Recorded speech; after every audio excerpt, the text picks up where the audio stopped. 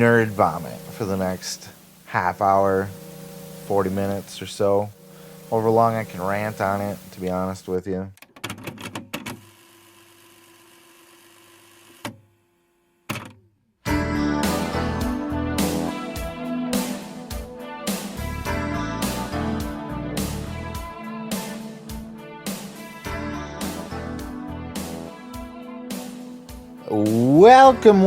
Welcome.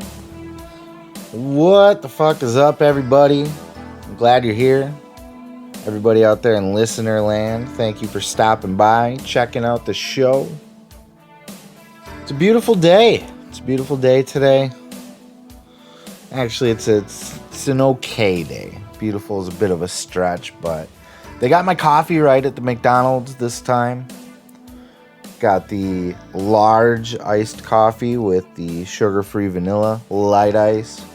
And to my pleasant surprise, they did not put iced tea in my coffee this time. You know, it's a good day when they don't put tea in your coffee. But we're not here to talk about my McDonald's order. You guys always want to talk about my McDonald's fucking coffee order. No, today is going to be a little bit different. It's going to be a very nerdy episode. It's going to be just nerd vomit for the next half hour, 40 minutes or so. However long I can rant on it, to be honest with you. So turn back now if you're not into the nerdy shit, because this episode is going to be a love letter to the greatest superhero of all time. I'm talking about Batman, of course. Who out there was thinking Superman? Honestly, like you were just going to say, oh, Superman, we're doing an episode on... No, you fuck. Superman sucked. He's too invincible. You know, he's got every power that there is. Who has lasers in their eyes? You know, besides him and Cyclops. But yeah, we're going to get nice and nerdy here on this episode with the new Batman movie in theaters. I have not seen it yet, so we're not going to get into any kind of spoiler territory. I will do that on a separate episode after I see the movie. I will do a full spoiler review, as I've been doing for some of the bigger movies. And I'll also do a non-spoiler review for all of those that have not seen it yet. But here I wanted to just kind of take the time to kind of express my fandom for Batman, all things Batman, everything surrounding it, the general Batman universe. I'm sure, how many of you grew up as a Batman fan? I think it's fair to say that Marvel has the best movies in the superhero genre. Marvel has the best universe. Marvel has probably the best collection of characters and heroes, the most consistently entertaining. DC kind of sucks in that regard. A lot of its characters are dog shit, though some creators have done some great things with it, like Peacemaker, for example. Who would have thought that would be a hit? But in general, DC tends to kind of suck ass, but there's always that one glaring, shiny fucking diamond in the rough, and that's Batman. The greatest superhero of all time, in my humble opinion. Plus his villains, like his rogues gallery of villains are I would put him above any villain in any other superhero movie, comic, cartoon genre. Spider-Man's got some great villains. Thanos, of course, is a fantastic villain. Dr. Doom. But the pairing of, like, say, the Batman and Joker, just for example, it's iconic. Batman's so woven into the culture, the pop culture that we live in. There's been so many iterations of Batman in my lifetime. I think I've been a Batman fan as long as I could remember, ever since I was a little kid. I don't remember a time in my life that I wasn't a fan of Batman, right? Between the 60s Adam West show in reruns on TV, and then, of course, the 1989 Tim Burton Batman movie.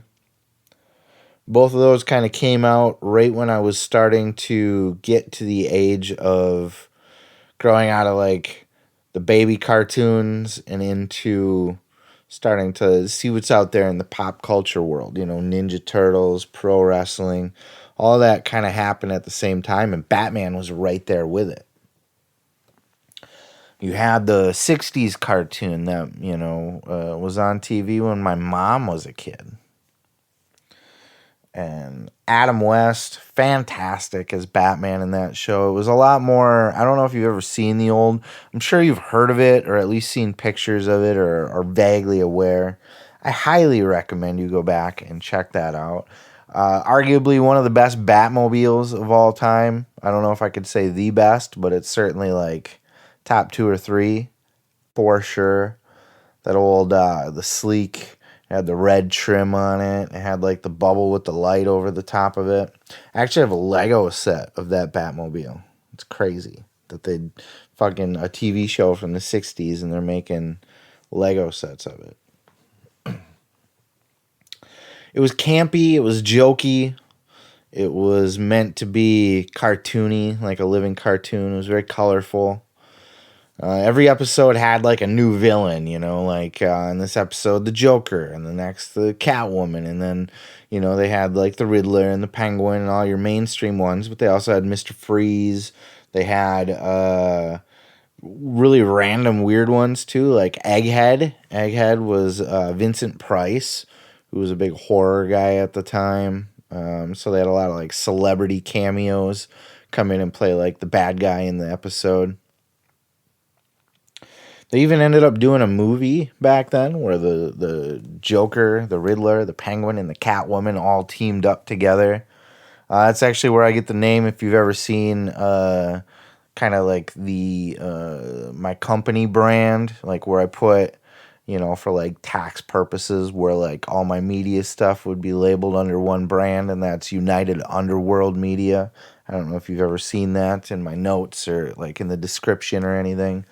The YouTube channel / United Underworld Media comes from that movie. All those bad guys formed together, and the name of their bad guy group was the United Underworld. And it had like this weird like octopus looking thing.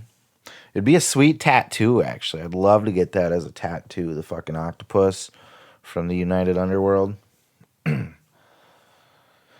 But just a fantastic show. Every episode, it was always a 2-parter, right? So they do the first episode where, and I don't know when it ran, like in its original run, if they left you on the cliffhanger for next week. But in the reruns, they always did them back to back. Like there'd be an hour block, 2 episodes. And the first episode was introducing you to the bad guy and his little heist or crime or whatever he was up to. And Batman and Robin trying to stop him. Sometimes Batgirl was in there. And then the first episode would leave you hanging. There'd be like, the bad guy would have Batman and Robin trapped or imprisoned, or they're going to kill him somehow. Had him tied to the death machine, and the laser ray was going to slowly cut up the board and slice him in half. And then they'd do like this little cliffhanger like, will our heroes escape? What will happen? Find out next week. Same bat time, same bat channel. It was fucking amazing, right? Like, that shit's so iconic. And the theme music, Batman. Like, dude, fucking 60s to the max. Like, there's always like these disco dance scenes and stuff like that. Bruce Wayne was a pimp, just a straight Mac, like getting all these 60s bitches. And then the second episode would always pick up where the first one left off, where like the Batman and Robin are about to die by the laser beam or whatever. Or they're going to fall into the pit of sharks. And they escape, obviously, at the last second. And then they make their big comeback. And then the bad guy's on the run. And then they finally get them at the end. And they wrap it all up tightly and they move on to the next. And sometimes bad guys would reoccur. You know, you'd get the Joker on an episode, and then he wouldn't be back for like 4, 5, 6, 7 episodes, 8 episodes, and then the Joker would come back again. So they rotate him in and out, and it was always really cool how they did that. It was a great formula. But it was always really campy. You know, Robin had the little tight leggings with the fucking green underwear and the little green booties and stuff, and Batman was in the blue at the blue and gray at the time. He didn't really switch to the black till later on, though. I think in the original comic he had a black cape and a black boots and stuff, and he had like purple gloves. It's kind of weird, but yeah, the blue was when they tried to like lighten it up. There, you know, there was the golden age of comics, and then there was the silver age. I don't remember. I think it was the silver age where like the restrictions kind of came in. They started like, because there were monster comics and all that stuff, where there was like a group where, you know, it's gonna ruin kids' minds, just like video games nowadays, right? Video games are gonna ruin the kids' minds. They're gonna rot your brain. You know, it was the comic books back then that was gonna ruin kids' minds. It's always something. It's the same shit. Different decade, different genre, different era. Same shit, though. Technology, your tablet's going to ruin your brain. But it was always lighthearted and campy, kind of based off that, because they had to lighten things up and not be so violent and dark during that time. And it wasn't until the 80s kind of hit where the comics started to kind of lean into being darker again. And with that, the Batman movie, 1989's Batman, with Michael Keaton and Jack Nicholson. And it was directed by Tim Burton, who, of course, you know from Beetlejuice and Edward Scissorhands, and the producer behind A Nightmare Before Christmas. Tim Burton has a very unique style to him. You know, he's... just that weird gothic, cartoony-esque, you know, all of his worlds look the same, and it was a really interesting element to bring to Batman. You know, Gotham City had that gothic architecture to it, and everything was sort of mythical and over the top to a certain extent, but also kind of gritty. And Batman 89 was a fantastic movie. Michael Keaton was a weird choice to play Batman. He was kind of a comedian at the time, and he was coming off the hype of Beetlejuice. And Tim Burton liked working with him on Beetlejuice, so he wanted him to be his Bruce Wayne Batman. Everybody kind of thought it was a weird choice at the time, but I thought he did well. He nailed it. A lot of people think that that's their favorite Batman still, is the Michael Keaton Batman. I don't know if I would go that far. Maybe towards the end here I can kind of weigh in on that a little bit. But Jack Nicholson playing the Joker in that movie too. Some people, that's their favorite Joker.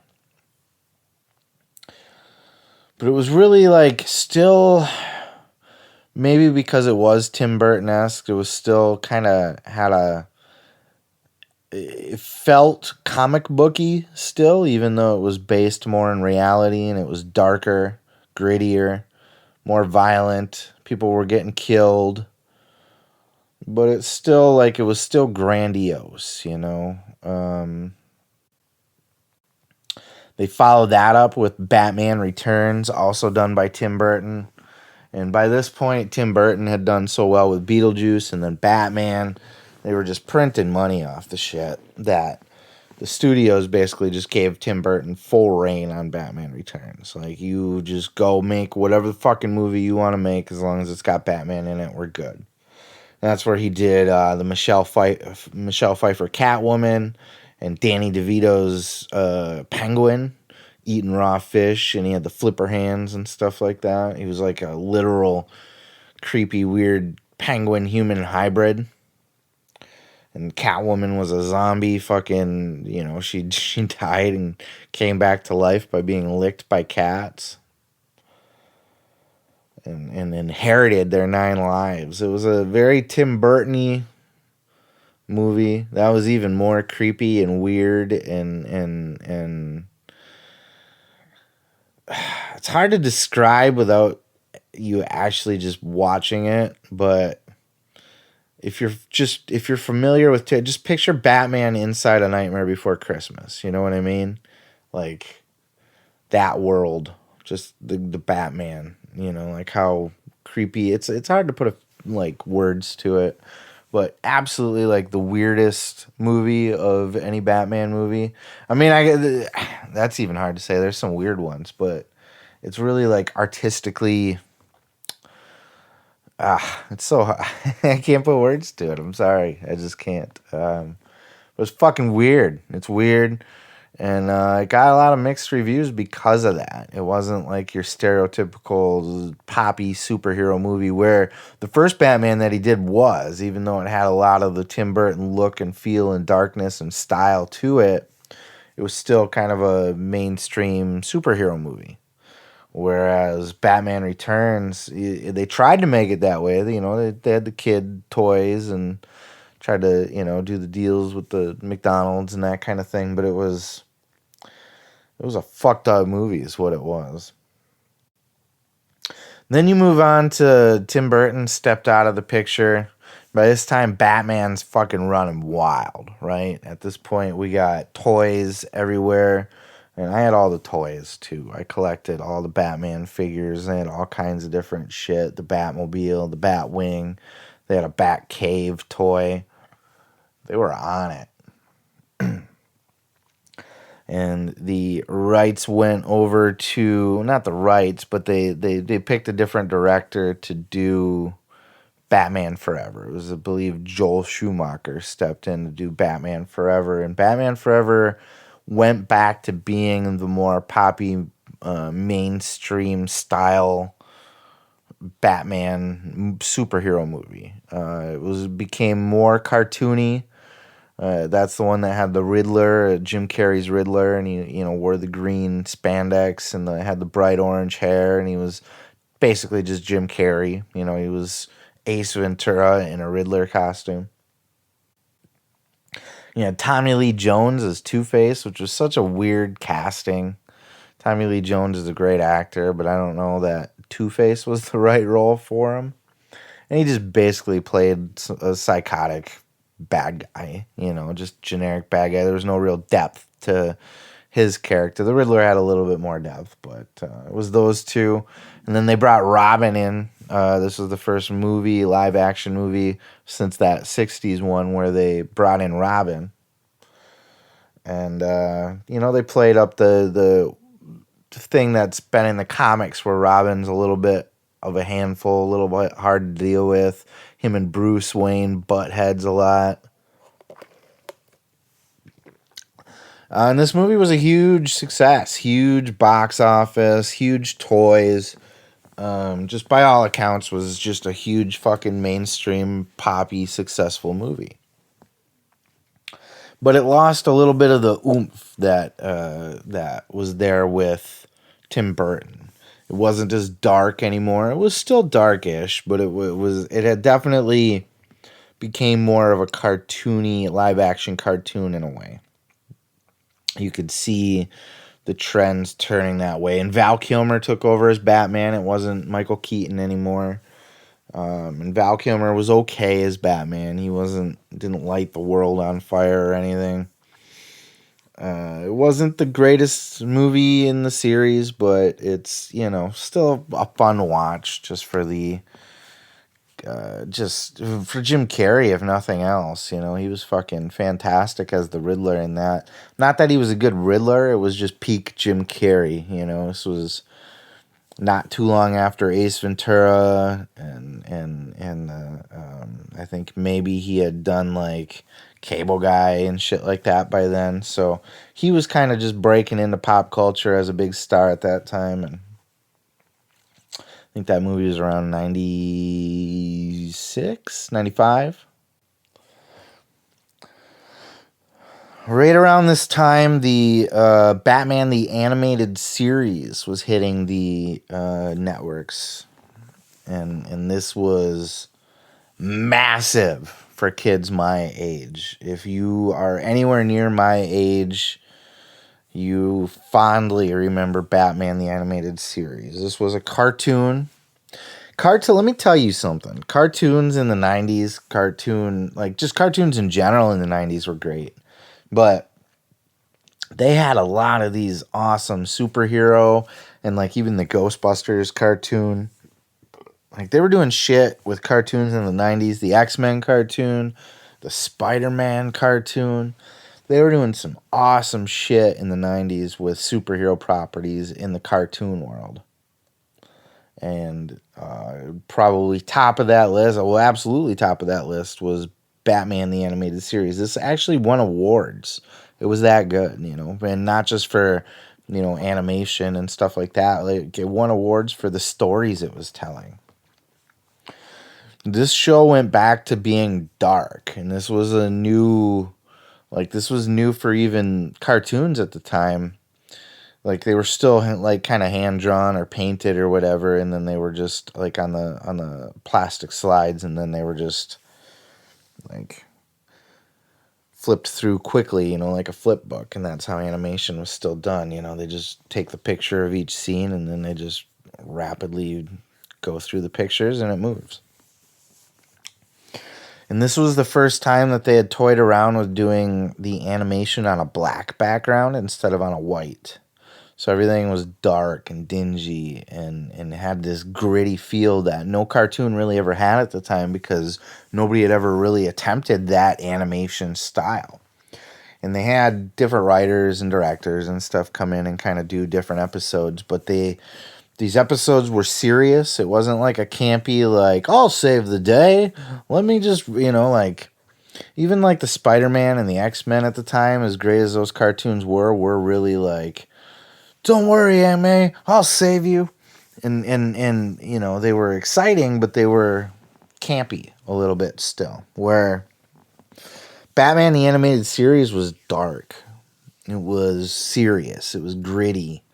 It didn't joke much at all. Like when the Joker was jokey, they had little light glimpses of humor here and there, but they really told some wild stories. Like one of their award-winning episodes, it might have been the only award-winning episode, but they won like an Oscar or whatever the TV award was for an episode they did on Mr. Freeze, where Mr. Freeze had not really been, he had been established in the comics and he was on that 60s show, but he was just kind of like a B-level or even C-level background type villain, right?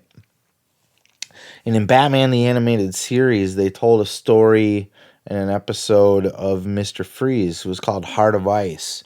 And it was like his wife was sick with this disease.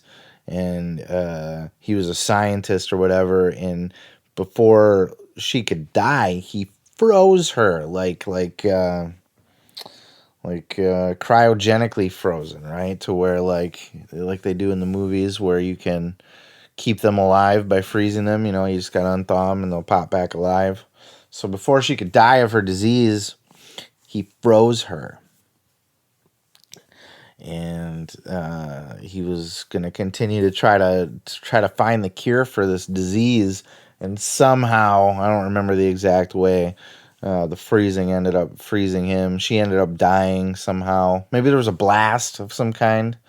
And his wife ended up dying, and he ended up becoming frozen.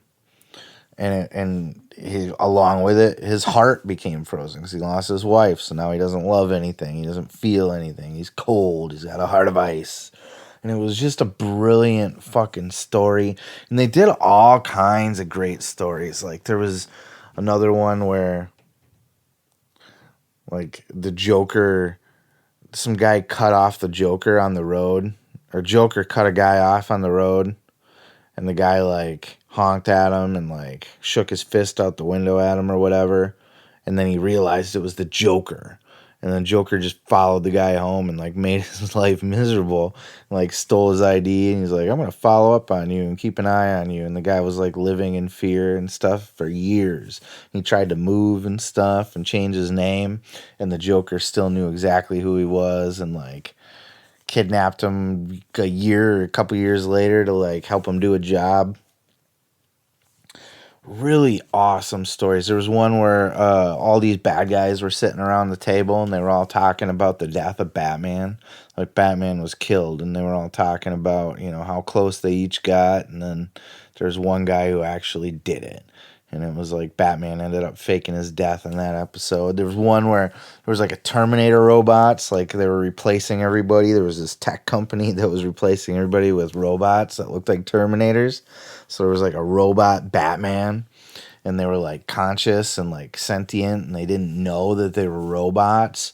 So there's like this scene, this like horrific scene where like Bruce Wayne, like everything's weird and he doesn't know why, and he looks in the mirror, and then like all of a sudden, like, I don't know, he cuts himself or something happens, and he realizes that he's a machine, and he tries to go to his tech friends to try to figure out what's wrong because he thinks he's still Batman. And like just like those little things, I could go on and on and on, but just those few stories that I told you there have to like kind of paint the picture of how brilliant this was for just a kid's cartoon. It was, I believe it was like a Saturday morning thing. Maybe it was like an after school thing, but it was very just brilliant for its time. And it also, just like the old 60s show, would rotate in a new villain every episode. And there'd be reoccurring, it wasn't just a one-time appearance of the Joker, but he wasn't on every episode, it'd be Two-Face the next one. The way that they did Two-Face was the best Two-Face. And they invented Harley Quinn. Harley Quinn did not exist in Batman at all until the Batman animated series. They invented her as Joker's fucking sidekick girl.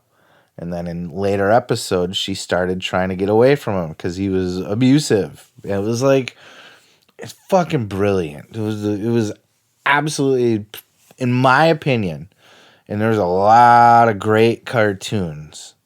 Batman the Animated Series is the greatest cartoon of all time ever. And I don't know, like, South Park's up there if you want to count that. But I'm talking, like, children's cartoons, Saturday morning, any of them. Batman just blows them out of the water with the quality of that show. And it has the awards to prove it. So, and, capitalizing on all this Batman hype, because there's toys everywhere and just full Batman mania going on at this point, fully integrated into pop culture. We get Batman and Robin, the fourth movie, another Joel Schumacher. And this time they wanted to go full camp. Like, they got rid of any bit of seriousness or darkness or, this was full on, like, living cartoon movie at this point. They had Arnold Schwarzenegger playing Mr. Freeze, and they had Poison Ivy as Uma Thurman, who, oh my God, what a fucking babe in that movie. And she did great. She was fantastic in her role.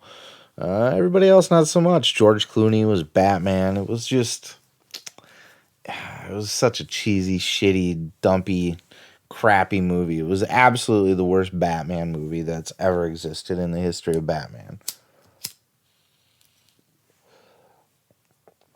But that's where we had gotten, because by that point, the cartoon was mainstream as fuck, and everything was, it was a kid's property again at that point. It was taken out of the dark, gritty world that was built by Tim Burton. But that movie killed it. That movie killed the series. That movie was the end of what was any kind of momentum that Batman had at that point. That movie was a giant flop. I think it made a lot of money, actually, but it was critically a flop. Like, everybody went to see it, but everybody said it was dog shit. And then, the cartoon ended shortly after that. And they tried to do, after that, they did, Batman Beyond, which was a great cartoon where Batman's, old now. It's, old man Bruce Wayne, kind of like Clint Eastwood and El Camino. The fucking, just the old man, grizzled. I love that about Batman. It's one of the things, I guess that now is a good time. I probably should have jumped into this at the beginning, but we're going to be a little bit all over the place because this is just a stream of consciousness here. Just free flowing, just a conversation. But Batman's always been, he's not like the "I'll save you, good citizen." He's the exact opposite of everything that like Superman was, right? Superman's very much like that "I'll save you, citizen." Batman hates people. Batman's grumpy. He's miserable. He's unhappy. He's dark. He's brooding. He's a dick. He's rude to people. He's short with people. He's bitchy. He's complaining. He never has praise for anybody. You know, like a Robin. Robin's always just fucking up or not doing something right or could have got us killed or like he's just never pleased. He's always like he's a miserable curmudgeon of a man. He's a Scrooge. Matter of fact, they do Christmas Funko Pops for the Batman characters, and the Batman character is dressed up as Scrooge. You know, like Joker's got like a Santa hat and stuff like that. He's happy. He's excited. Batman's a curmudgeon. He's grumpy. He's got like a meh on his face. I love that about Batman. So they did that. The Batman Beyond cartoon. They had like Batman Brave and Bold. They had all kinds of different they had the Batman. So they tried to respin new cartoons out of it fairly quickly after the first one ran its course. But none of them were. Some of them were good. They all kind of had the same look and feel, but they tried to give a different presentation, and it just didn't work out, you know. So I think there was a time there where Batman had fizzled out. I mean, certainly he was in the pop culture enough to be still on all the kids' like birthday gimmicks in the birthday aisle and like the toys, and like he was a character, but the use of him in pop culture, you know, TV shows, cartoons, movies, had kind of fizzled out for a while after Batman and Robin because it was such a shitty movie. And then finally, years later, the Christopher Nolan, the director, came out with Batman Begins, and he had that Dark Knight trilogy. And this reinvigorated the Batman community because he brought it back to something dark again, but realistic. He got away from the campy, cartoony, and he based it heavily in the real world. You know, like there's zero suspension of disbelief. You know, everything was very grounded in Batman Begins. The whole Dark Knight trilogy.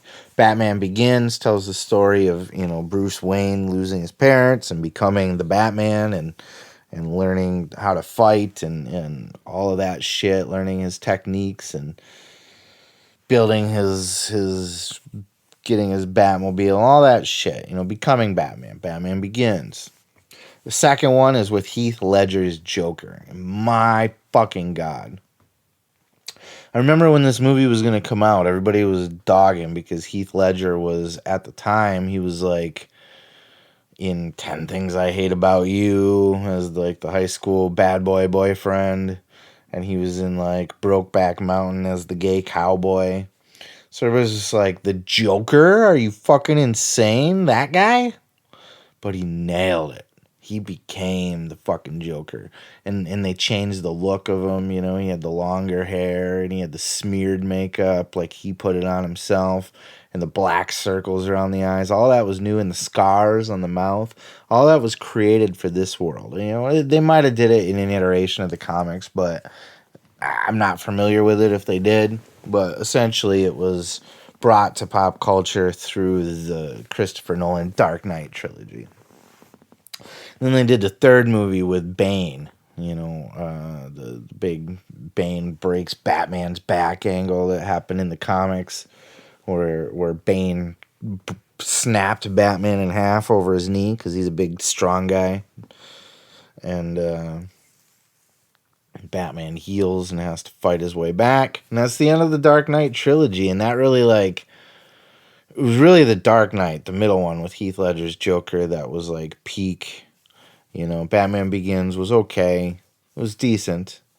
A lot of people love that movie, but, you know, like for well over half the movie, there is no Batman even because it's telling the story of how Bruce Wayne becomes Batman.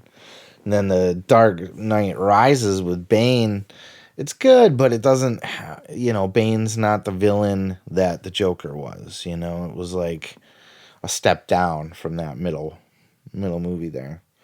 But that was it. That's all they wanted to do was tell that trilogy. And after that, they were out and they created this whole world. They called it the Nolan verse, as they do with movies these days.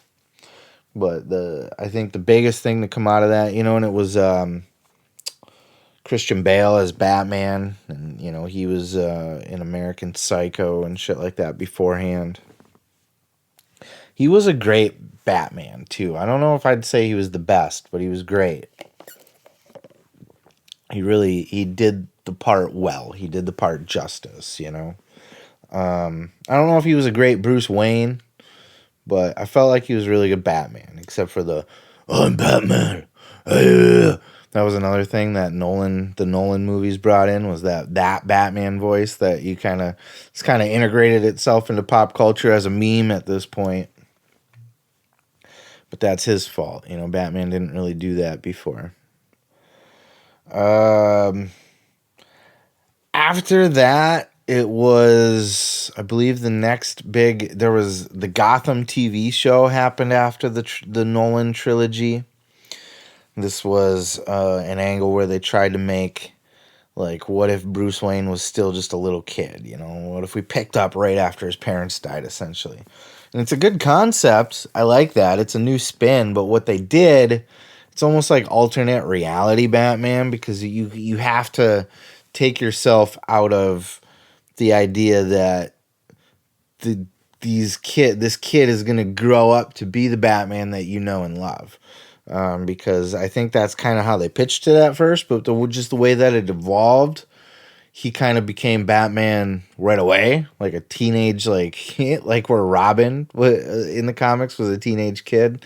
That's kind of when Batman became, all the villains were, kids. Catwoman's a kid too, and like it's just, it's alternate universe, and they did a lot of good things. I would say the best thing to come out of those was, in my opinion, there's been a lot of good Jokers. It's hard to say what the best Joker is, and we'll have that conversation at the end. I'll kind of talk about best Batman, best movie, best Joker. I'll kind of touch on those before we're done here, but one of the Jokers that flies under the radar is, what's his name? Cameron Monaghan, I want to say, or Montague. I want to say it's Monaghan. The gay redheaded kid from Shameless. The middle son. Not Lip, but what the fuck's his name? God, I don't know why I blank on shit like that. Ian? So he plays the Joker in this show, and he is fan-fucking-tastic at it. I think it's even like they try to do like he's not the Joker, but a Joker, or like inspired a future Joker. Like, I don't know. I didn't finish the series. And I think they did a part where there were two Jokers at one point, or like a real Joker and then just him. I don't know. But he also did the thing. I don't know if it happened in the comics first or in the show, but he cuts his face off and then just staples it back to his face. Like, wow. That's something that happened, because the Joker's insane. They were really stretching with that, but it's kind of iconic, and in one of the newer era comics that they've done. So he was a really good, he was fantastic. He nailed that. He could play the Joker beautifully. He's a great actor. Then they did the Lego Batman movie, which, fuck, man, I gotta tell you. This is a fantastic Batman movie. He was in... So Batman was a side character in the Lego movie, which was just funny. He was like this chick's boyfriend. Like, he's the bad boy boyfriend. And he's just like the biggest douche, but like in a Batman way. He's always bragging about his cool car and his muscles and his it's funny. It's a great spin on the Batman character, because it's true to the Batman character, but like in a douchey, cartoony Lego type way. And it was so good that they gave him his own spin-off. They did the Lego Batman movie. And this was it was a great fucking movie. The Joker in it was dog shit. I think it was Zach Galifianakis that played him. Joker was dog shit in it, but the Batman was fucking awesome. Like, it starts with this kick-ass opening scene where he beats up all the bad guys, like, basically effortlessly, and he's just singing the song while he's doing it. Like, you know, like, I'm Batman, I'm the shit. I beat up all the bad guys. You know, I'm a hero. He saves the day. He's, like, fucking celebrating in his parade and shit. But then it, like, starts to tell this story, you know? So it starts with this douchebag Batman who just thinks the world of himself. And it kind of dives into the angle of him not really having a family or anybody that to love or that loves him. And he, you know, learns through the movie that he's got family and Alfred and Robin and Batgirl, and it was just so good. Man, if you have any interest in Batman or just if you haven't seen the Lego Batman movie, you're missing out. It's just so fucking well done. It's a great Batman movie. Like, as a Batman fan, as a Batman aficionado, as a Batman snob, I would even say the Lego Batman movie nailed it. And it brought a whole different, because it's a comedy and it plays up the douchebaggery of Batman, but it, like, captures the essence of Batman at the same time. It's just so good. And then they did, I don't know if Lego Batman movie came out before or after, around the same time, but they started doing, like, the Ben Affleck Batman now. And they're starting to they're trying to copy the Marvel Avengers scenario, and they're trying to do the Justice League with Wonder Woman and Superman, and so they're trying to build this whole universe with all of those different heroes together. They're all getting their own movie, and they did the Batman vs Superman movie, and these were just awful fucking movies, man. I know people love the Snyderverse fucking 4-hour Justice League movie. It's dog shit. It's dog shit. It's complete dog shit. The Batman vs Superman, dog shit. There's nothing good, no redeeming qualities about any of these movies, other than I will say that I think Ben Affleck's Batman highly underrated. I think Ben Affleck fucking nails it. I would almost go as far as to say that I think Ben Affleck is the best Batman and the best Bruce Wayne. You might be able to convince me that maybe Christian Bale's best Batman and Ben Affleck is the best Bruce Wayne. But I really just love the way he played that character. And I'm sad that we didn't get more of it. I know there are a lot of fans of him. I've heard that too. But he gets a lot of haters. And I don't know why, because as far as playing like an older, grizzled, grumpy, stale Batman, like, I think Ben Affleck just fucking nails it. It's the writing and the story that are dog shit, not the performance. And he actually cameoed in the Suicide Squad movie with Harley Quinn, too. So I tried to build that whole world where he exists there. Now I don't know what the fuck they're doing. They're coming out with a Flashpoint movie, which is supposed to be like a multiverse in the DC universe where, you know, it happened in the comics. They're not straight up ripping off Marvel. As a matter of fact, Marvel ripped off the multiverse idea from DC, if you want to get technical about it. Because I believe the Flashpoint comic, which explores a multiverse, came out prior to the Secret Wars, which was the multiverse being explored in Spider-Man. Or if it didn't come out before, it was created before, because I do know that Marvel had gotten the idea from that. I think they might have even beat DC to putting the comic out first, like they rushed it, but they got the idea from DC. I think DC was promoting Flashpoint, but it hadn't been released yet. So, like, the concept was public, and then Marvel just, like, rushed through and created Secret Wars and created their multiverse. But either way, both of them are doing multiverses, right? So now they're going to, like, They're bringing in Michael Keaton's Batman back as an old man Batman. And Ben Affleck's last appearance as Batman will be in the Flash movie. He said he doesn't want to do the character anymore, which is dumb, man. Please. Like, they just need a better writer. They need a better story. They need to, like, reboot it, but keep him. But now, while that's all in production, they have The Batman coming out into theaters. It's in theaters now. It's getting fucking fantastic reviews. I have not read any spoilers or watched any spoiler or anything. I am going to see the movie tonight. That's the point of this episode, is the love of Batman. Just kind of tell that love story. I'll do my review of that movie and kind of tell you where I think it places into the mix of everything we just talked about, as far as the Batman and the story and the city and just all of those different elements. But I'll say this for now. I think the best Joker ever.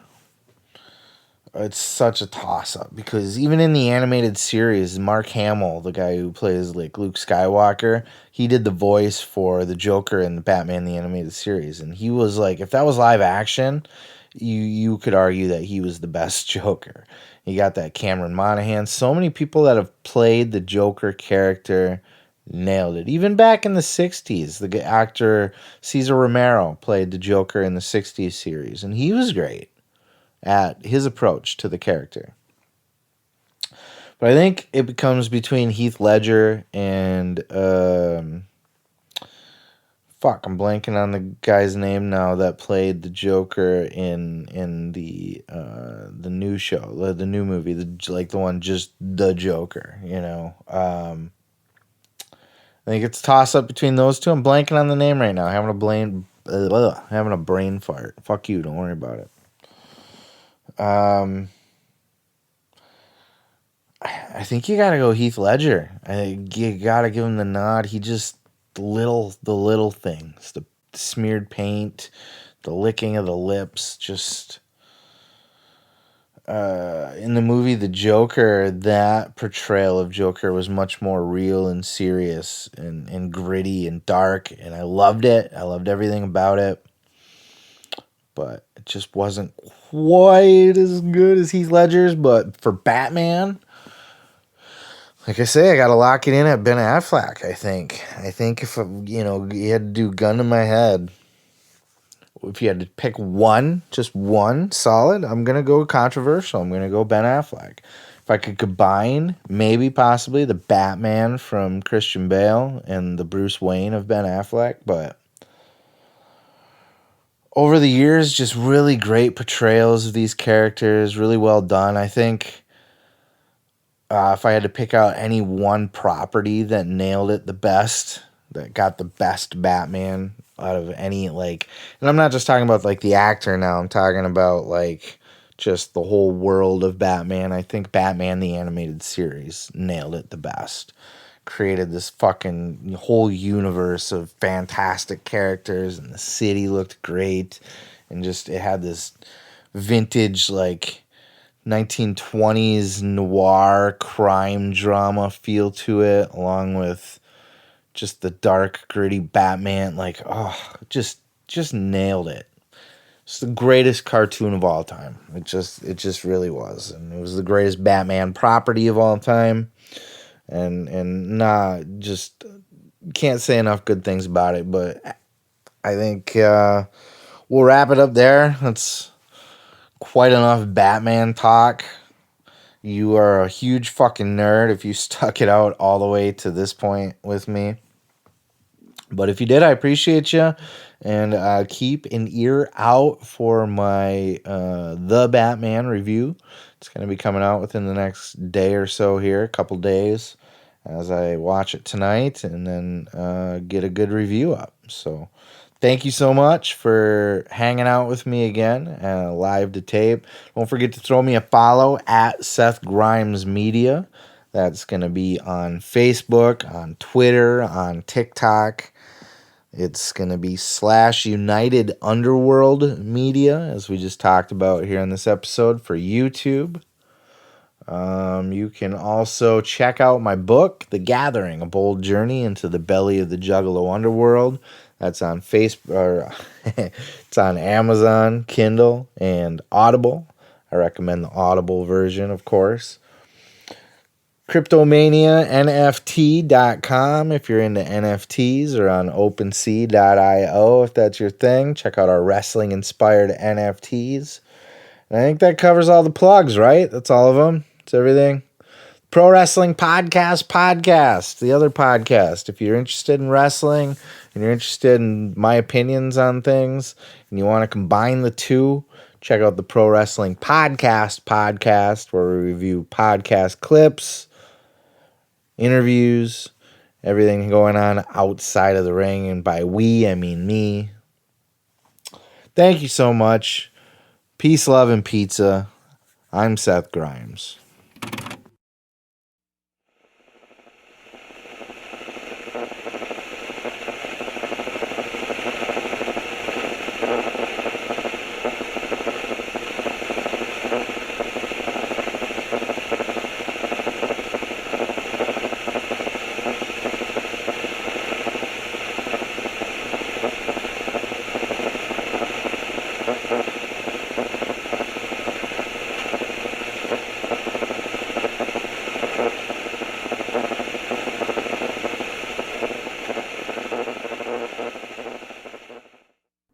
The Gathering.